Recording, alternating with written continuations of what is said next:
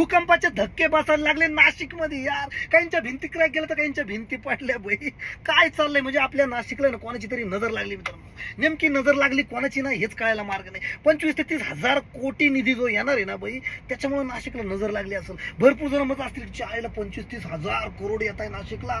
नाशिक काय अमेरिका होतं का काय बाई. सध्याच्या नाशिक पेक्षा ना पहिलं नाशिक जे होतं ना तेच बरं आहे. रस्ते वगैरे ठीक होते, आता जागा खड्डे खड्डे खड्डे करून ठेवले आणि त्याच्यात पण भूकंप व्हायला लागला नाशिक मध्ये. कसं व्हा नाशिककरांचं यार. गाड्यांचा खोकुळा ओरायला. बाहेरून जे लोक येतात आमच्या गाडीत बसताना नाशिक फिरवा बोलताना तर काय दाखवायचं आम्ही खड्डे, नाशिकचे खड्डे. अक्षरशः लोक ते बोलतात की हेच नाशिक आहे का.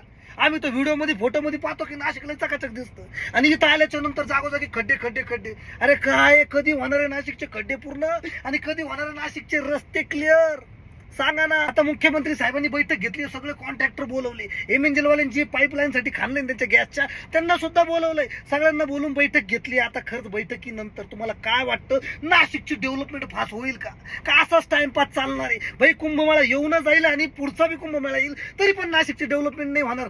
ह्या स्पीडने जर काम चालू राहिलं तर असंच होईल मित्रांनो.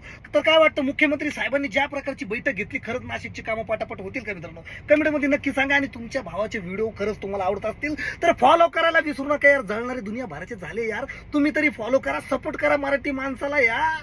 धन्यवाद.